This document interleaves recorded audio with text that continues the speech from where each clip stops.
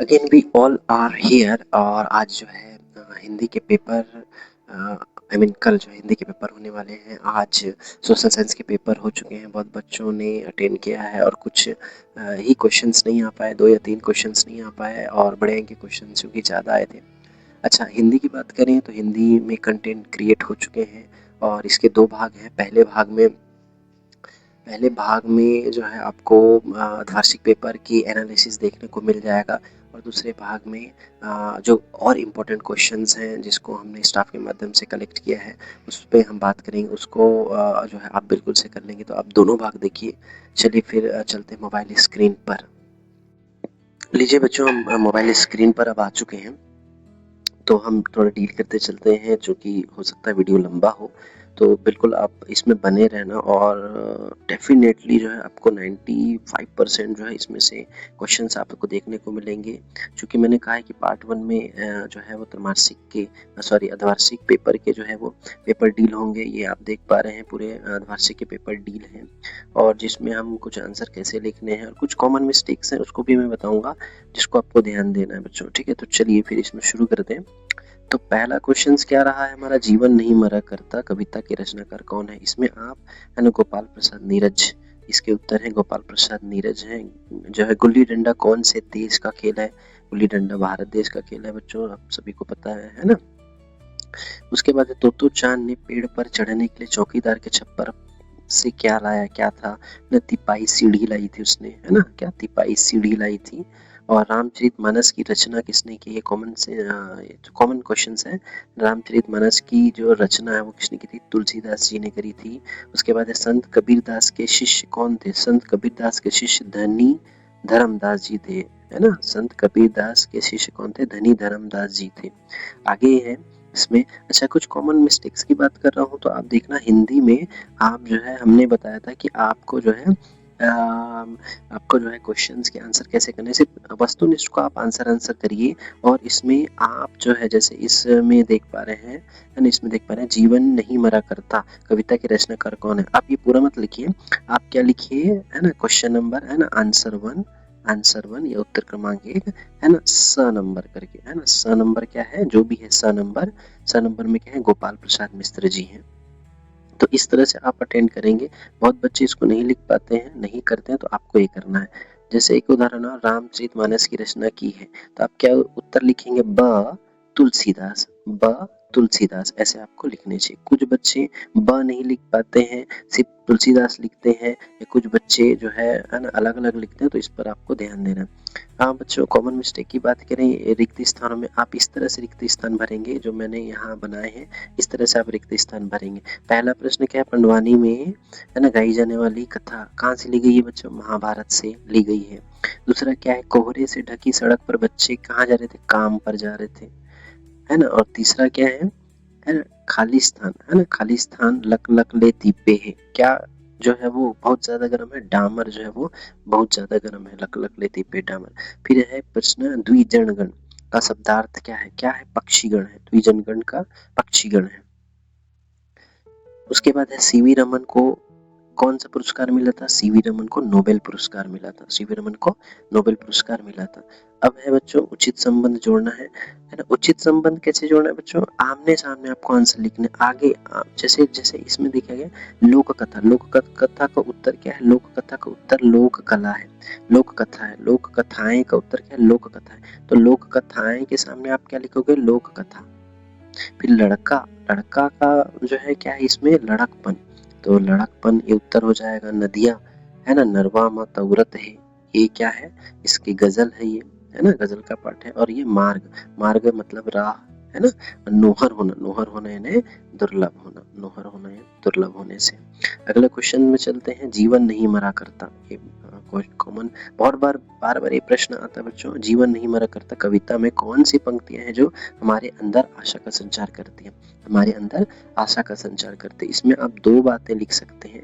एक तो ये वाला भाग लिख सकते हैं, लाखों बार गगरिया फूटी सिकन न आई पनघट पर, लाखों बार कश्तियां डूबी चहल पहल वो ही है तट पर। इतना आप लिख देंगे तो भी चल जाएगा। और वो याद नहीं होता है बच्चों, तो आपको जो है आपको ये वाला जो है आप उत्तर इसका लिख सकते हैं। प्रश्न क्या है फिर से, कविता में कौन सी पंक्तियां हैं जो हमारे अंदर आशा का संचार करती हैं? तो वो जो प्रश्न रहा है, ये वाला प्रश्न रहा है, कौन सा जीवन नहीं मरा करता कविता में कौन कौन सी पंक्तियां हैं जो हमको आशान्वित करती है, प्रेरित करती है? तो आप ये वाला जो है वो आप याद कर लेना। छिप छिप अश्रु बहाने वालों, मोती व्यर्थ लुटाने वालों, कुछ सपनों के मर जाने से जीवन नहीं मरा करता। ये आप याद कर लेंगे, है ना। फिर है दूसरा क्वेश्चन क्या है, मोती व्यर्थ लुटाने वालों। इसमें यहाँ जो पंक्ति है, मोती व्यर्थ लुटाने वालों, ये वाला मोती व्यर्थ लुटाने लुटाने वालों, ये भी प्रश्न आता है। इस पंक्ति में मोती से क्या मतलब है बच्चों? मोती से मतलब है, मोती से मतलब आंसू से है ना, आंसू से, आंसू से है ना। इसका क्या मतलब है कि व्यर्थ में निराश होकर आंसू ना बहाएं। आपको निराश होकर आंसू नहीं बनाना है, आपको उठकर खड़े होने और प्रयास करने हैं। इस जो है वो पंक्ति का अर्थ ही है। फिर है ना, उसके जीवन की फाइल मुकम्मल हो चुकी। ये प्रश्न है, उसके जीवन की फाइल मुकम्मल हो चुकी थी, पंक्ति का क्या आशय है? इसका क्या आशय है ना, उसके जीवन की फाइल मुकम्मल हो चुकी थी यानी क्या है, जामुन के नीचे दबा हुआ व्यक्ति मर गया था। जामुन के नीचे दबा हुआ व्यक्ति मर गया था। तो इसमें है उसके जीवन की फाइल मुकम्मल हो चुकी थी, अर्थात जामुन के नीचे दबा हुआ व्यक्ति मर गया था। अच्छा बच्चों, मुकम्मल का मतलब होता है, यहाँ मुकम्मल का मतलब कंप्लीट होने से होता है, उत्तम होने से होता है। फिर है ना, एक और प्रश्न है इसी में, ये प्रश्न 9वां नहीं है, ये प्रश्न 4था नंबर का है। कोलिया हर बटुरा के खेत में आगी काबर लगा दीस। ये प्रश्न है, कोलिया हर बटुरा के खेत में, है ना। तो इसका उत्तर क्या है, कैसे कहना है? कोलिया है ना बटुरा के खेत में आग इसलिए लगा दी क्योंकि किसान उसे हिरन के मांस का हिस्सा नहीं दे रहा था। हिरन के मांस का आग लगाऊंगा तो सभी किसान अपनी फसल को बचाने खेत की ओर जाएंगे, फिर मैं अकेले उसके मांस को खाऊंगा। ये इस तरह से इसका उत्तर आप जो है वो याद करना है, पढ़ना है। अगला प्रश्न 5वां कौन सा है, प्लास्टिक कचरे के सही निस्तारण के लिए आपके क्या सुझाव है? प्लास्टिक कचरा निस्तारण यानी बच्चों, निस्तारण यानी निपटारा। निपटारा, उसको कैसे निपटाया जाए, उसको कैसे जो है वो हटाया जाए, है ना। तो इसके निस्तारण के लिए आप इसमें बताए गए हैं प्लास्टिक कचरे के सही निस्तारण। इसका उत्तर क्या है? प्लास्टिक कचरे के सही निस्तारण के लिए प्लास्टिक के कचरों को एक जगह गड्ढे में एकत्रित कर मिट्टी में दबा दें। एक जगह इकट्ठे करके मिट्टी में दबाने हैं। फसली जमीन में प्लास्टिक के कचरे को ना फेंकना है, प्लास्टिक के कचरे को जमीन में नहीं फेंकना है फसल वाले जीवन में, नहीं तो वो जो है वो उसकी जो मिट्टी है वो जो क्या हो जाएगी, अनुपजाऊ हो जाएगी, उपजाऊ नहीं रहेगी, बेकार हो जाएगी। और या तो क्या करना है, रिसाइकल। रिसाइकल मतलब फिर से बनाना, नवीनीकरण करना। रिसाइकल वाले प्लास्टिक कचरे को रिसाइकल के लिए एकत्र कर निष्पादन करना है, निपटान करना है तथा इधर इधर नहीं फेंकना है एवं एकत्र करे प्लास्टिक के सामानों को उपयोग न करना है। रिसाइकल यानी फिर से नवीनीकरण होता है। जैसे आप मार्केट में देखते हैं, भंगार वाला आता है, लेकर जाता है उसको कंपनी में, फिर से जो है वो मार्केट में जो है वो बनाकर बेचा जाता है, उसको जो है नवीनीकरण रिसाइकल कहते हैं। तो इससे प्लास्टिक से संबंधित एक प्रश्न डेफिनेटली आएगा बच्चों। आप इसके अलावा भी 1-2 प्रश्न और कर लेना। फिर है प्लास्टिक कचरे के सही निस्तारण नहीं हो गया। लेखक ने ऐसे क्यों कहा कि गुल्ली डंडा सब खेलों का राजा है ना। गुल्ली डंडा खेलों का राजा इसलिए है क्योंकि इस खेल में पैसे खर्च नहीं करने पड़ते। गुल्ली डंडे में पैसे खर्च नहीं करने पड़ते। अगला है दशहरे पर नवलगढ़ राज्य में होने वाले आयोजन के बारे में लिखना है। आयोजन के बारे में लिखना है, क्या है, देश है ना, दशहरे पर नवलगढ़ राज्य में एक बड़ा मेला भरता है। प्रजा अपनी शक्ति के अनुसार राजा को भेंट चढ़ाती थी। राजमहल को खूब जो है सजाया जाता है ना, और गीत संगीत की मंडलियां आती और कलाकारों का जमावड़ा होता। राजधानी को दुल्हन की तरह सजाया जाता था। फिर है अगला प्रश्न है, इंदिरा संगीत विश्वविद्यालय को कला तीर्थ क्यों कहा गया है? बच्चों ये बहुत पॉपुलर क्वेश्चन है, ये आने हैं, है ना, संगीत वाला। ये प्रश्न के उत्तर इस तरह से हैं, इंदिरा कला संगीत विश्वविद्यालय में भारत के कई प्रांतों जैसे श्रीलंका, मॉरिशस है, नेपाल है, अफगानिस्तान है, मलेशिया है आदि देशों से विद्यार्थी एवं शोधार्थी, शोध करने वाले शोधार्थी कला व संगीत की शिक्षा और शोध के लिए आते हैं। यहाँ की अनूठी प्रकृति विद्यार्थियों को भारत की समृद्धि, पारंपरिक भारतीयता के ज्ञान अर्जन की अनुभूति कराती है, इसलिए इस विद्यालय को कला तीर्थ कहा जाता है। अगला है, ग्रीष्म काल में झांझ के चलने से मनुष्य किस प्रकार प्रभावित होता है? झांझ यानी होता है बच्चों लू।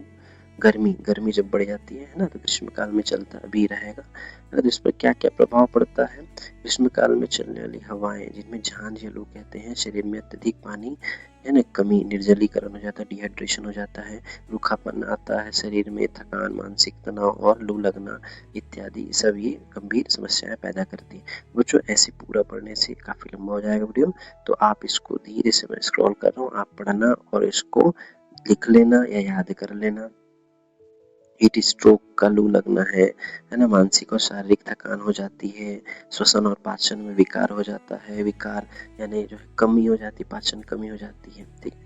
अगला प्रश्न है लाइव रूट ब्रिज के बारे में लिखना। लाइव रूट ब्रिज के बारे में, लाइव रूट ब्रिज यानी क्या होता है? एक प्राकृतिक पुल होता है, प्राकृतिक ब्रिज होता है जो पेड़ों की जीवित जड़ों से बनाए जाते हैं, पेड़ों की जीवित जड़ों से बने। खास तौर पर मेघालय के गांव है ना, जैसे माइलिनोंग में पाए जाते हैं। स्थानीय लोग पेड़ों की जड़ों को नदी या नाले के ऊपर फैलाकर धीरे धीरे पुल का रूप दे देते हैं। ये वैसे ही है जैसे फूल की शाखाएं ऐसे चढ़ती है, वैसे ही पेड़ों को इस तरह से संगठित करते हैं, पेड़ों को इस तरह से बनाते हैं कि वह जो है पुल की तरह बन जाए, ऐसे एक दूसरे से जुड़े रहते हैं, है ना। पेड़ों के चित्त काटने से आप क्या समझते हैं? पेड़ हमारे लिए जीवन दैनीय, जिनमें हमें हवा मिलती है, सांस मिलती है, उसको काटकर प्रकृति के साथ छेड़छाड़ करने वाले मनुष्य को समझाने का प्रयास कर रही है। इस तरह नष्ट होते जाएंगे तो फिर जीना मुश्किल हो जाएगा, इसलिए पेड़ों को बचाना चाहिए, काटना नहीं चाहिए। चित्कारना से आप क्या समझते हैं? काटना नहीं चाहिए। ठीक है। अगला प्रश्न है एपीजे अब्दुल कलाम से संबंधित है ना। एपीजे अब्दुल कलाम के अनुसार ज्ञान के कई रूप हैं, उसे शिक्षा, सूचना, बुद्धिमानी तथा अनुभव के जरिए कहाँ कहाँ से प्राप्त किया जा सकता है ना। इसमें क्या शिक्षा के लिए एपीजे अब्दुल कलाम ने क्या कहा है? स्कूल, कॉलेज और शिक्षक से प्राप्त होते हैं, पुस्तक और पाठ्यक्रम से हमको शिक्षा मिलती है, औपचारिक पढ़ाई से बुनियादी ज्ञान मिलता है। सूचना कहाँ से मिल सकती है बच्चों? हमको समाचार पत्र से, टीवी, इंटरनेट से, नई नई घटनाओं से, है ना, तथ्यों की जानकारी से, दुनिया में क्या हो रहा है क्या नहीं हो रहा है जो है वो न्यूज़पेपर से हमको मिल सकता है। बुद्धिमानी क्या? सोचने समझने की क्षमता से, समस्याओं का समाधान निकालने से, सही और गलत का निर्णय लेने से। ये सब जो है पीजे अब्दुल कलाम ने अपने है ना जो है वो ये प्रश्न में बताया गया, जिसे शिक्षा, सूचना, बुद्धिमानी तथा अनुभव के जरिए कहाँ कहाँ से प्राप्त किया जा सकता है वो बताया गया। कहाँ कहाँ से प्राप्त कर सकते हैं? शिक्षा को ये बताया, सूचना को कहाँ से प्राप्त कर सकते हैं ये बताया, बुद्धिमानी को, सोचने समझने की क्षमता बढ़ाएंगे तो बढ़ेगी, अनुभव से प्राप्त कर सकते हैं हम। ठीक है। अगला प्रश्न क्या है ना, वर्तनी शुद्ध करके लिखना। इस टाइप के प्रश्न आपको आएंगे, यही आएंगे ऐसा जरूरी नहीं है ना। आप वर्तनी शुद्ध करने वाले 2-4 और एग्जाम्पल्स आप करके रखिए। ठीक है। और उसके बाद के पैटर्न में क्या है? रीढ़ की हड्डी के आधार पर उमा का चरित्र चित्रण करना है। रीढ़ की हड्डी के आधार पर उमा का चरित्र चित्रण, इस तरह से उमा का चरित्र चित्रण है, मैं पेश देख रहा हूँ, बता रहा हूँ। ये आप जो है इसको स्क्रीन कैप्चर करके या तो आप जो है इसको वीडियो पॉज करके आगे पीछे देख करके इसको आपको याद करना। जैसे कैसी थी? सुशिक्षित युवती थी उमा, है ना, बीए पास, एक है ना सुशिक्षित युवती है ना, बीए पास थी वो, रूढ़ियों के प्रति विद्रोह करती थी, वो रूढ़िवादी नहीं थी, पुराने विचार की नहीं थी, साहसी थी, है ना, साहसी थी, सरल स्वभाव की थी, है ना, और स्वाभिमानी थी, स्वाभिमानी थी उमा। ठीक है। अगला प्रश्न है बुआ की सोच और नए फैशन वाली सोच में आप किस तरह का अंतर पाते हैं? बुआ की सोच में क्या अंतर था ये देख रहे हैं। बुआ की सोच है ना, शादी में श्रृंगार, दान, जेवर या चांदी की चीज। हाँ, बुआ की सोच थी कि शादी में श्रृंगार, दान, जेवर या चांदी की चीज जो है खरीदूं दूं, किंतु लड़की नए फैशन वाली थी, उसे आज क्या है ना कि फैशन के हिसाब से आधुनिक चीजें देना चाहती, किंतु उसके पास उतने पैसे नहीं थे। ये आप पढ़ लीजिए और इसको जो है आपको लिखना है। और उसके बाद है भावार्थ लिखने वाला प्रश्न आएगा बच्चों। भावार्थ लिखने का तो आते ही है, पद्यांश जिसको कहते हैं। और कुछ कुछ जैसे संधि विच्छेद के प्रश्न है, जैसे एक है पुस्तकालय तथ्य, संधि को विच्छेद करके इसके नाम लिखने हैं, समाज को विग्रह करके इसको नाम लिखने हैं। फिर अपठित गद्यांश है जिसको जो है अनसीन पैसेज कहते हैं, और इसमें फिर से समरी आता है ना, और उचित शीर्षक आता है। ये सब आप जानते हैं बच्चों, है ना।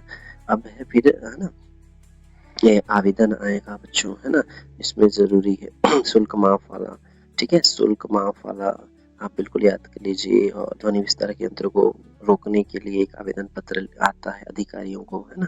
और फिर आता है निबंध। निबंध आएगा बच्चों, इनमें से आप तो 1 या 2 आप जो अच्छे से तैयारी करिए, बार-बार रिपीटेड रहते हैं। जैसे जीवन में खेलों का महत्व है, छत्तीसगढ़ राज्य है, एक पेड़ में माँ के नाम है, प्लास्टिक वाला जो एक निबंध है वो, और विज्ञान के बढ़ते चलन, वंडर ऑफ साइंस।